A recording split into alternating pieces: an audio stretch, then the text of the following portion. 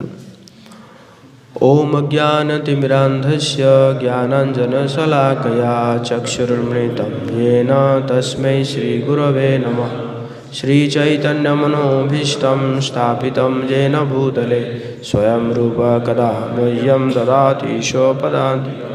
वन्देऽहं श्रीगुरो श्रीयुतपदकमलं श्रीगुरून् वैष्णवांश्च श्रीरूपं साग्रजातं सगणरघुनाथान्वितं तं सजीवं साद्वैतं सावधूतं परिजनसहितं कृष्णचैतन्यदेवं श्रीराधाकृष्णपादान् सगणललिता श्रीविशाखान्वितांश्च।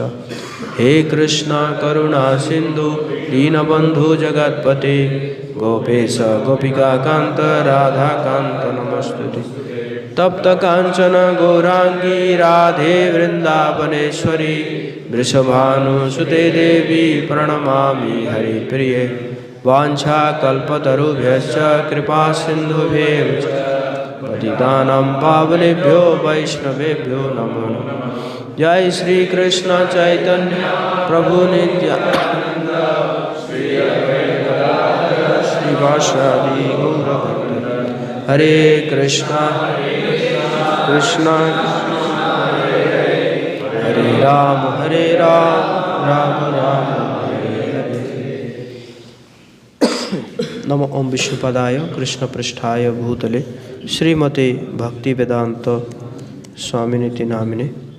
नमस्ते सारस्वती देवी गौरवाणी प्रचारिणे निर्विशेष शून्यवादी पाश्चात्य देशतारिणे।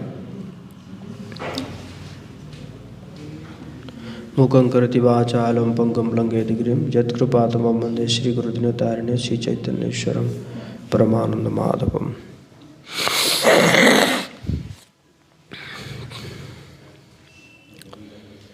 कृष्णाय वासुदेवाय देवकीनन्दनाय च नन्दगोपकुमाराय गोविन्दाय नमो नमः।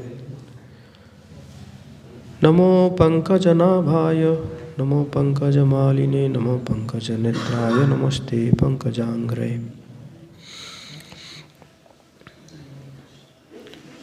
नारायणं नमस्कृत्य नरो चैवं नरोत्तमं देवीं सरस्वतीं व्यासं ततो जयमुदीरयेत्। नष्टप्रायेषु भद्रेषु नित्यं भागवत सेवया भगवती उत्तम श्लोके भक्तिर्भवति नैष्टिकी। मेरे पीछे दोहराएंगे। ओम नमो भगवते वासुदेवाय ओम नमो भगवते वासुदेवाय ओम नमो भगवते वासुदेवाय।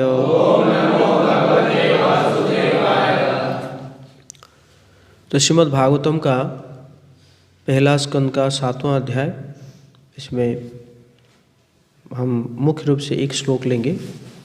तो पहले जो उसका जो बैकग्राउंड है उस बैकग्राउंड के बारे में हम चर्चा कर रहे हैं। ये चैप्टर का नाम है द्रोण पुत्र को दंड। द्रोण पुत्र कौन थे? अश्वत्थामा। तो अश्वत्थामा को कैसे दंड मिला इसके बारे में इस अध्याय में वर्णन है। शौनक उवाच निर्गते नारदे सुत भगवान् बादरायणः श्रुतवांस्तदभिप्रेतं ततः किं करोत् विभुः। ऋषि शौनक ने पूछा, हे सूत, जब महान तथा दिव्य शक्तिमान व्यासदेव ने श्री नारद मुनि से सब कुछ सुन लिया तो फिर नारद के चले जाने पर व्यासदेव ने क्या किया? तो महर्षि व्यासदेव जी जो है उन्होंने सारे वेदों को रचना किए, उन्होंने उपनिषद को रचना किए, पुराण को रचना किए। और रचना किस लिए किए थे? रचना इसलिए किए थे कि कलयुग आ रहा है, कलयुग में लोगों का मेमोरी बहुत वीक होगा। तो मेमोरी वीक होगा तो याद तो नहीं कर पाएंगे। पहले क्या होता था, गुरु जो भी बोलते थे शिष्य उसको सुन के याद कर जाते थे, है ना। जैसे भगवत गीता भगवान ने अर्जुन को कहे तो अर्जुन ने दोबारा नहीं पूछा कि सॉरी क्या बोले आपने, दोबारा बोलेंगे क्या? तो इस प्रकार ने अर्जुन ने नहीं कहा, जो भी भगवान कहे उसको वो याद कर गए, है कि नहीं। तो इस प्रकार, लेकिन कलयुग में क्या है, मेमोरी डाउन, है कि नहीं। तो इसी कारण महर्षि व्यासदेव जी ने क्या किए, लिख दिए। सब कह रहे कि मैं लिख दूंगा तभी कम से कम पढ़ेंगे, तो बार बार पढ़ेंगे तो कुछ ना कुछ तो याद आएगा। तो उन्होंने सारे शास्त्रों को लिखे इसी कारण कि जो जीव जो है इसको पढ़ के संतुष्ट होगा, सुखी रहेगा। लेकिन उन्होंने देखा कि सारा कुछ लिखने के बावजूद भी वो खुद संतुष्ट नहीं थे, मतलब उनके मन में संतोष जो है नहीं आ रहा था, ही वॉज नॉट सेटिस्फाइड। तो फिर उन्होंने नारद मुनि, उनके गुरु, उनको स्मरण किए। नारद मुनि आए और नारद मुनि ने उनको कहे कि आपने तो सब कुछ लिखा है, लेकिन भगवान के प्रति जो भक्ति है, जो प्रेम है, उस भक्ति का जो प्रोसेस है आपने कहीं पे मुख्य रूप से नहीं लिखा है। लिखा है लेकिन उसको प्राइमरी नहीं किया है, उसको सेकेंडरी कर दिया है। तो वही यहाँ पे सूत गोस्वामी पूछ रहे हैं। सूत गोस्वामी जो है लगभग 88,000 जो उनके शिष्य थे उनको लीड कर रहे हैं, जो शौनक ऋषि, और वो जो है सूत गोस्वामी से पूछ रहे हैं, सूत गोस्वामी से सुन रहे हैं। तो शौनक ऋषि यहाँ पे एक इंक्वायरी कर रहे हैं, पूछ रहे हैं कि इसके बाद क्या हुआ। नारद मुनि से जब व्यासदेव जी चले गए, व्यासदेव जी जब नारद मुनि से चले गए तो अब नारद मुनि जब व्यासदेव जी से चले गए तो व्यासदेव जी ने क्या कहा, क्या किया। तो अगले श्लोक में श्री सूत ने कहा, वेदों से घनिष्ठतः संबंध सरस्वती नदी के पश्चिमी तट पर शाम्याप्रास नामक स्थान पर एक आश्रम है जो ऋषियों के दिव्य कार्यकलापों को वर्धित करने वाला है। तो कहाँ कह रहे हैं कि सरस्वती नदी के पश्चिमी तट पर एक जगह का नाम है जिसका नाम है शाम्याप्रास। तो वो जगह है, बहुत अच्छा आश्रम है। तो उस स्थान पर बेरी वृक्षों से घिरे हुए अपने आश्रम में, बेरी वृक्ष जानते हैं ना, बेर का फल है ना। तो बेरी वृक्षों से घिरे हुए अपने आश्रम में श्रील व्यासदेव जी शुद्धि के लिए जल का स्पर्श करने के बाद ध्यान लगाने के लिए बैठ गए। जैसे आचमन करते ना शुद्ध है, ओम केशवाय नमो, नारायणाय नमो, माधवाय नमो, तो इसी प्रकार करके वो जो ध्यान में बैठ गए। इस प्रकार उन्होंने भौतिकता का स्पर्श किए बिना भक्ति योग से बंद कर अपने मन को पूरी तरह एकाग्र किया। इस तरह उन्होंने परमेश्वर की वशवर्तिनी बहिरंगा शक्ति के समेत उनका दर्शन किया। तो क्या क्या देख रहे हैं वो पहले देखे क्या, भगवान के बहिरंगा शक्ति मतलब माया है, माया शक्ति। तो इस बहिरंगा शक्ति से जीवात्मा तीनों गुणों से अतीत होते हुए भी अपने को भौतिक पदार्थ मानता है और भौतिक कष्टों के फलों को भोगता है। वो देख रहे हैं कि माया के प्रभाव से क्या हो रहा है कि जो ये बहिरंगा शक्ति के प्रभाव से जीव जो है अपने आप को भौतिक मान रहा है, जबकि वो आध्यात्मिक है। हमारे आत्मा जो है क्या है, सच्चिदानंद है ना, आध्यात्मिक है। लेकिन वो अपने आप को, जीव जो है ये बहिरंगा शक्ति के प्रभाव से अपने आप को क्या मान रहा है, भौतिक मान रहा है। जीव के भौतिक कष्ट जिन्हें वो अनर्थ समझता है, भक्ति योग द्वारा प्रत्यक्ष रूप से कम किए जा सकते हैं, किंतु जन समूह इसे नहीं जानता। इसलिए विद्वान व्यासदेव ने इस वैदिक साहित्य का संग्रह किया जिसका संबंध परम सत्य से है। इस वैदिक साहित्य के श्रवण मात्र से श्री भगवान कृष्ण की प्रेमा भक्ति की भावना फूट निकलती है, जिससे शोक मोह तथा भय की अग्नि प्रशमित होती है। तो यही श्लोक तक हम पढ़ेंगे। यस्याम वै सूयमाणायां कृष्णे परम पुरुषे भक्ति रुत्पद्यते पुंसः शोक मोह भयापहा। तो आप लोग मेरे पीछे दोहरा सकते हैं इसका अनुवाद। इस वैदिक साहित्य के श्रवण मात्र से भगवान श्री कृष्ण की प्रेमा भक्ति की भावना फूट निकलती है, जिससे शोक, मोह तथा भय की अग्नि प्रशमित होती है।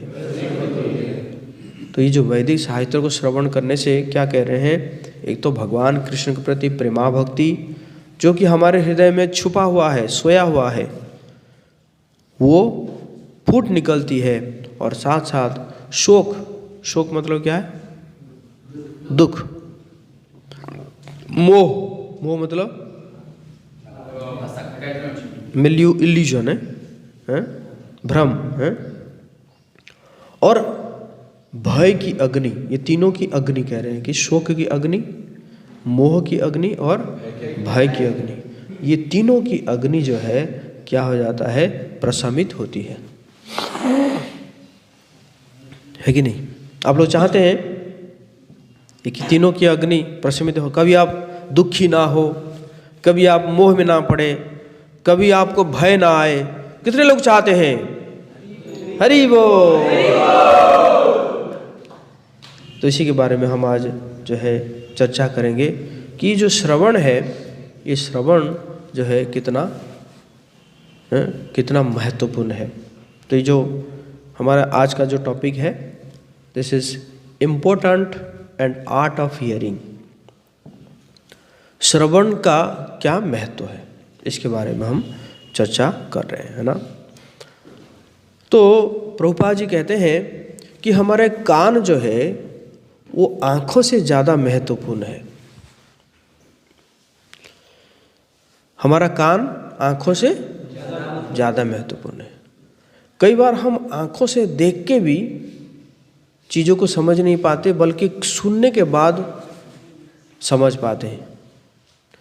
कोई उदाहरण दे सकते हैं पीछे से कोई उदाहरण दे सकते हैं कि कैसे जो है कोई चीज़ों को हम देख के भी समझ नहीं पाते हैं, बट सुन के समझ पाते हैं। पीछे से कोई? यस प्रभु, आपका नाम? प्रिंस कुमार। हाँ, यस प्रभु। जैसे कोई इंसान होता है तो वो बोलता है कि मेरा फेस से तुमको समझ नहीं आ रहा मेरा प्रॉब्लम, लेकिन जब वो बताता है तो तुम लोग को समझ में आ रहा है। ओके, बहुत अच्छा, हाँ, थैंक यू, ताली बजाइए उनके लिए। और कोई? यस, आपका नाम? राकेश प्रभु।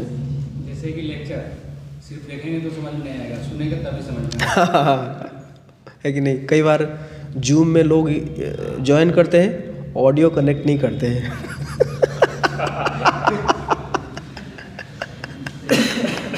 है कि नहीं, देख रहे हैं, है ना। बहुत अच्छा, राकेश प्रभु के लिए ताली बजाइए। फॉर एग्जाम्पल, आप बैठे हुए हैं, मतलब कोई एक, आप तो नहीं, आप तो एजुकेटेड है, कोई एक गांव का व्यक्ति जो कि पढ़ा लिखा नहीं है, वो बैठा हुआ है कहीं पे, और उसके पास एक व्यक्ति कुर्सी में आके बैठे, और फिर जो है वो ऐसे बैठा हुआ है, तो उसके कान में कोई आके कहता है, अरे तेरे पास नरेंद्र मोदी बैठा हुआ है। तो कहेगा तो, क्योंकि जानता नहीं है। तो फिर उसको क्या, वो भारत का प्रधानमंत्री है। तो अब कैसे रिएक्शन होगा उसका? तुरंत उठ जाएगा या उसका पैर छुएगा, है ना, हाथ जोड़ेगा, है कि नहीं। तो इसका मतलब क्या है, वो देख रहा था नरेंद्र मोदी को, वो देख रहा था, लेकिन वो नहीं पहचान रहा था, क्योंकि वो देखा नहीं है, टीवी भी देखा नहीं है, या बट जैसे ही कानों से सुना तो फिर वो पहचान गया। इसका मतलब वो आंखों से देखा कि कानों से देखा? कानों से देखा। इसीलिए हमारा कान जो है वो ज़्यादा इम्पोर्टेंट है किससे? आँखों से, है ना। इसलिए शास्त्र को जो है कैसे समझा जाता है? कर्ण चक्षु से समझा जाता है। भगवान जी का दर्शन भी ऐसे ही होता है। कैसे? कर्ण चक्षु से, है कि नहीं? नहीं तो भगवान सामने भी होंगे फिर भी आप समझ नहीं पाओगे। दुर्योधन के सामने भगवान थे ना, दुर्योधन समझता था? नहीं समझता था, क्योंकि उसने भगवान के जो महात्म्य है, भगवान के गुण, भगवान के दिव्य लीला, उसके बारे में सुन नहीं रहा था, क्योंकि उसके साथ कोई भक्त थे ही नहीं, सब असाधु थे, है कि नहीं। जैसे शकुनी हो गया या दुशासन हो गया, जो भी थे उसके, है कि नहीं। तो इसलिए वो समझ नहीं पा रहा था। भगवान जी को गया था बांधने के लिए। भगवान जब आए थे दूत बनकर उसके राज्यसभा में, तो वो गया था किसको? भगवान जी को बांधने के लिए निकला था, है ना। तो इसलिए, और आप देखेंगे ये जो संसार जो सृष्टि हुआ, जब भगवान गर्भदक्षाय विष्णु ने, उन्होंने अपने नाभि से एक कमल निकला और कमल निकल के वहाँ पे ब्रह्मा जी को प्रकट कर दिए भगवान गर्भदक्षाय विष्णु ने। और ब्रह्मा जी देख रहे हैं कि पूरा ब्रह्मांड खाली पड़ा हुआ है, मैं अकेला हूँ, मुझे क्या करना है, कुछ समझ नहीं पाए उन्होंने। वो जो कमल था, उस कमल के जो नाड़ से उन्होंने ऊपर नीचे बहुत बार ऊपर नीचे हुए, कहाँ जाऊँ, क्या देखूँ, कहाँ क्या समझूँ, कुछ समझ नहीं आ रहा था। उसी समय उनके कानों में एक आवाज आया। क्या आवाज आया? तपह तपह तपह। फिर उनको लगा क्या, मुझे तपस्या करने के लिए इंस्ट्रक्शन मिल रहा है। तो फिर उन्होंने जब तपस्या किए, तब जाके भगवान जो है उनको चतुश्लोकी भागवतम कहे उनके हृदय में। और फिर जो उन्होंने ये ब्रह्मांड को जो सृष्टि करने के लिए, क्रिएट करने के लिए उनके अंदर वो बुद्धि आया, ज्ञान आया। तो सबसे पहला भी, मतलब ब्रह्मा जी भी अपने आंखों से देख के भी कुछ समझ नहीं पा रहे थे, जब उनके कानों में आया चीज़ फिर वो समझ पाए। तो इसलिए श्रवण जो है वो कितना महत्वपूर्ण है कि नहीं। एक व्यक्ति सो रहा है, तो सो रहा है तो उसको क्या करने से वो जगेगा? कुछ बोलोगे, उसके कान में जाएगा तभी जाके वो जगेगा, है कि नहीं। तो इसी प्रकार जैसे मैं कल कह रहा था कि हम सब सो रहे हैं, हम सब सो रहे हैं ना, कुछ आंखें खोल के भी सो रहे हैं, अभी कुछ आंखें बंद करके भी सो रहे हैं, है कि नहीं। जो सो रहे हैं बोलिए हरि हरि।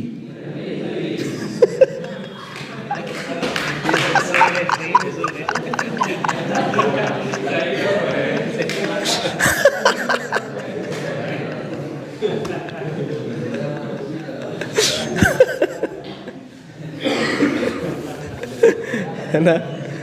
तो महाप्रभु कह रहे हैं, महाप्रभु इसलिए भक्ति विनोद ठाकुर कह रहे हैं, जीव जागो गौरा चांद बोले। हैं आजकल बहुत चल रहा है, हिंदू जागो हिंदू जागरण मंच, है ना। लेकिन असली जागना तो यही है कि नहीं। असली जागरण कैसे है होगा?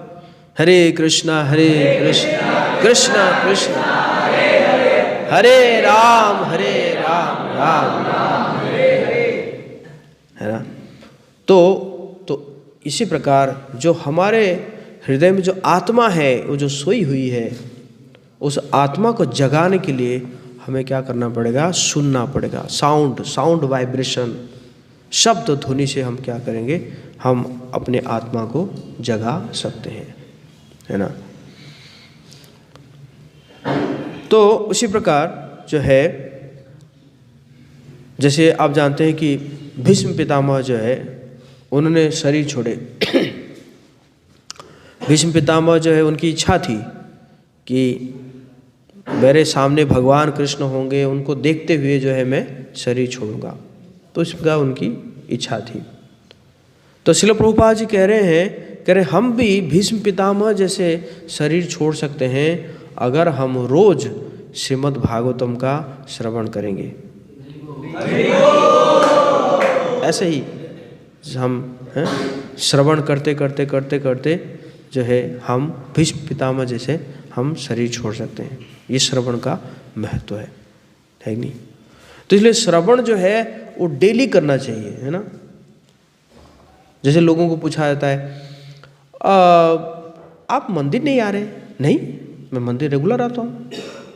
कभी देखा नहीं कि हर जन्माष्टमी आता हूँ, मैं हर जन्माष्टमी आता हूँ, कभी नहीं मिस नहीं करता हूँ, है ना।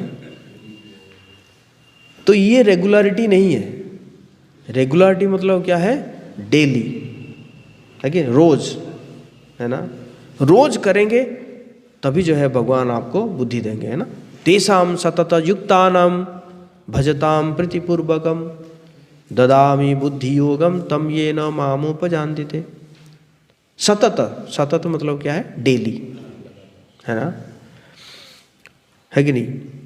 तो और हमें जब हम चीज़ को श्रवण कर रहे हैं, उस श्रवण का पर्पस भी हमें मालूम होना चाहिए। ये नहीं कि मतलब कुछ भी उठाए।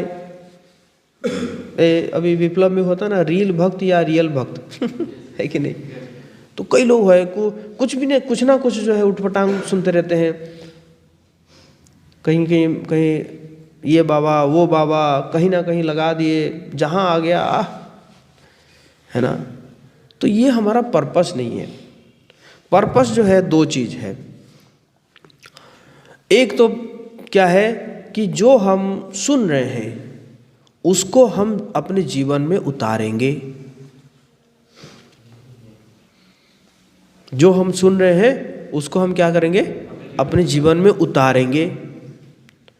और उसको उतारने के बाद क्या होता है? गुरु और कृष्ण जो है वो प्रसन्न होते हैं। जब हम सुनते हैं कोई भी चीज़ को, उसको जब हम जीवन में प्रैक्टिकली अप्लाई करते हैं, तब जाके गुरु और कृष्ण जो है वो प्रसन्न होते हैं।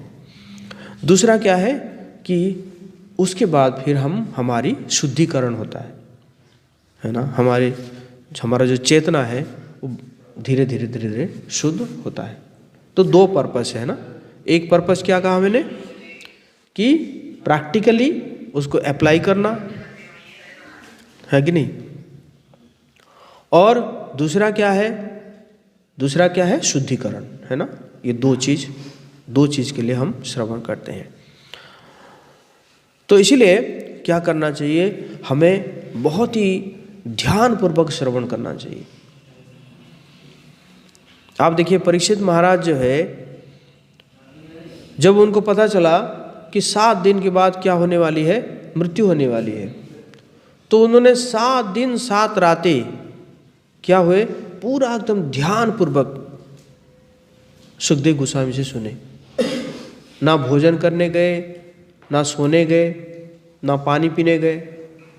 और उनके साथ साथ जितने भी है ना थे, जैसे नारद मुनि भी थे, व्यासदेव जी थे, परशुराम थे, वो सब भी ऐसे ही सुन रहे थे ध्यानपूर्वक, है ना।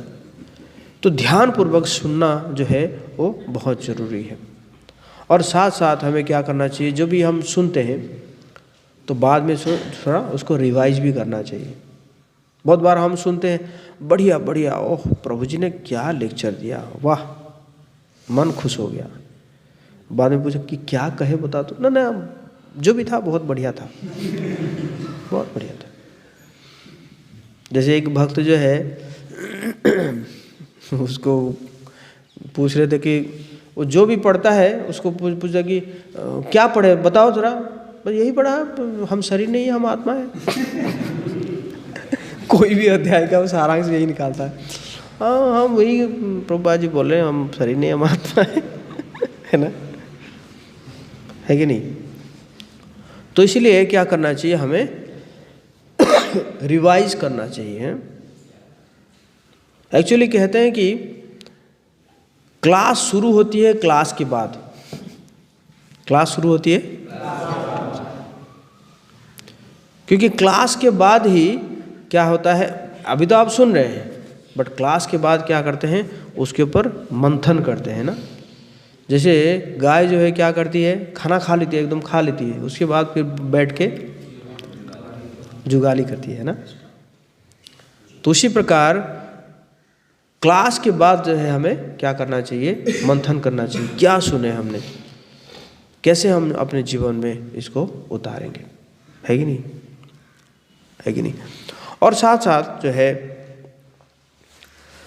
जो आप श्रवण कर रहे हैं उसको भी क्या करना चाहिए, आपके जो सीनियर्स हैं, मतलब सीनियर्स मतलब जो भी आपको मंदिर लेके आ रहे हैं या जो भी आपके सीनियर्स हैं, उनके साथ भी जो है शेयर करना चाहिए।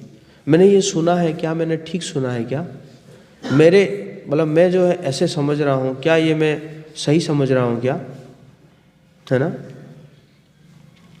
तो इससे क्या होगा कि आपका जो अगर कहीं पे गड़बड़ समझे भी होंगे तो क्या हो जाएगा, रीअलाइन हो जाएगा, है कि नहीं, है कि नहीं। तो इसी प्रकार जो है करना चाहिए। तो इसी प्रकार हम जो है ये जो वैदिक लिटरेचर है ये बहुत ही पावरफुल है, इसको हमें क्या करना चाहिए, वैल्यू देना चाहिए। इसका जितना हम महत्व देंगे उतना ही हमारे जीवन में क्या करेगा, ट्रांसफॉर्मेशन आएगा। लेकिन आपको ध्यान रखना होगा कि माया जो है, माया आपको दो जगह में डिस्टर्ब करती है। माया जानती है कि ये दो जगह में ये अगर परफेक्ट हो गया तब तो मेरा गड़बड़ हो जाएगा, मेरा जो मिशन है कि नहीं। माया का मिशन क्या है, जीव को कृष्ण से दूर करना, संसार में बांधना, है ना। तो उसका मिशन में गड़बड़ हो जाएगा ना। तो इसलिए माया जो है दो जगह में क्या करती है, आपको डिस्टर्ब करेगी। एक है जप के समय और दूसरा है जब आप श्रवण करते हैं। जप के समय में नींद आएगी, मोबाइल डिस्टर्ब करेगा, जप करते करते फोटो खींचेंगे, वीडियो बनाएंगे, लेकिन नहीं, ओके, मतलब कभी कभी चलता है, लेकिन ये नहीं कि पूरा जब करते जा रहे हैं, हम फोटो खींचे जा रहे हैं, वीडियो बनाए जा रहे हैं। तो ये क्या है, ये क्या है, माया ऐसे डिस्टर्ब करती है। अरे जब अगर अटेंटिव ये कर लेगा तो क्या होगा, ये गड़बड़ कर देगा, है कि नहीं। ये तो शक्तिशाली हो जाएगा, इसके अंदर आध्यात्मिक शक्ति आ जाएगा। तो इसीलिए माया क्या करती है, उसी समय जो है कई प्रकार के डिस्टर्बेंस करेगी आपको, कई प्रकार का जो है प्लानिंग आ जाएगा आपके मन में, दिन भर में क्या करना है, अरे वो क्या किया था, वो क्या किया था, उसने कैसे कह दिया, है कि नहीं, मैं उसको ऐसे बोलूँगा, आज क्लास में जाऊँगा, ऐसे करूँगा, वैसे करूँगा, है ना। चलो थोड़ा मोबाइल देख लेते हैं, ठीक है, मंत्र तो कर रहे हैं ना, चैंटिंग तो चल रहा है, क्या दिक्कत है। थोड़ा व्हाट्सअप देख लेते हैं, थोड़ा यूट्यूब में क्या देख लेते हैं, कुछ नया वीडियो आया है क्या, है माई आश्रय में या शिक्षार्थक में कुछ नया वीडियो आया है तो, है कि नहीं।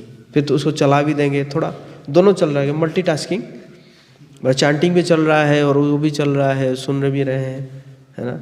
तो इस प्रकार माया क्या करती है, डिस्टर्ब करती है चैंटिंग के समय में।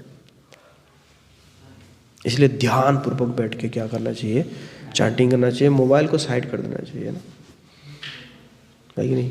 मोबाइल को चाहे साइलेंट कर दो या उसको फ्लाइट मोड में कर दो, करके साइड कर, मतलब जो जितना समय आप चैंटिंग कर रहे हैं that is your personal conversation with Krishna. आप पर्सनली उस समय क्या कर रहे हैं? उनसे प्रार्थना कर रहे हैं, है कि नहीं? ओ कृष्णा, ओ राधारानी, मुझे आप अपनी सेवा में लगाइए, देखिए मेरे अंदर कितना अनर्थ है, सब अनर्थ से भरा हुआ है, मैं स्ट्रगल कर रहा हूँ अनर्थ से, है ना? तो आप मुझे हेल्प कीजिए, है कि नहीं? तो एक तो ये है। दूसरा क्या है? श्रवण। जब भी हम श्रवण करने जाएंगे, है ना, तो उस समय भी डिस्टर्बेंस, श्रवण में भी नींद आएगी, है ना? कहते ना कि जो है कुंभकर्ण की पत्नी थी निद्रा देवी। कौन थी? निद्रा देवी, है ना? क्योंकि कुंभकर्ण 6 महीना सोता था, 6 महीना सोता था, एक दिन जगता था फिर सो जाता था 6 महीना। तो कुंभकर्ण को जब भगवान राम ने मार दिए तो निद्रा देवी आके भगवान राम जी से कहा, मतलब कहा कि मैं कहाँ जाऊँ, आपने तो मेरे पति को मार दिए, मैं कहाँ जाऊँ? भगवान ने कहा, जहाँ मेरी कथा होगी वहीं पे चले जाना। है कि नहीं? तो इसलिए क्या होता है, श्रवण के समय में नींद आएगी, श्रवण के समय में डिस्ट्रैक्शन आएगा, मोबाइल कॉल आएगा, है ना? अभी जैसे किसी का मोबाइल कॉल आ रहा था, तो ये सब माया का काम है। मतलब ये कोई बड़ा आश्चर्य की चीज नहीं है कि अरे ये कैसे हो रहा है। तो ये इसलिए हो रहा है क्योंकि ये माया का काम है, माया ऐसे करवा रही है ना। क्यों? क्योंकि माया जानती है कि ये 2 जगह अगर ये स्ट्रांग हो जाता है तो मेरा जो मिशन है वो फेल हो जाएगा, है ना? तो इसी प्रकार हमें जो है क्या करना चाहिए, इस जो श्रवण के ऊपर बड़ा जो है ध्यान पूर्वक हमें श्रवण करना चाहिए, है ना? और जितना हम इस श्रवण को महत्व देंगे उतना ही हम ज़्यादा से ज़्यादा श्रवण कर पाएंगे। और जितना हम श्रवण करेंगे तो हमारे हृदय की जो शुद्धिकरण होगी, है ना? भगवान कह रहे हैं क्या? व्यवसायात्मिका बुद्धि एक हो कुरु नंदन। फिर एकाग्र हो जाएंगे हम, है ना? एकाग्र हो जाएंगे और फिर जो है हम जो है आगे बढ़ते रहेंगे। हरे कृष्णा कृष्णा कृष्णा हरे हरे, हरे राम राम राम हरे हरे। किसी का कोई प्रश्न है?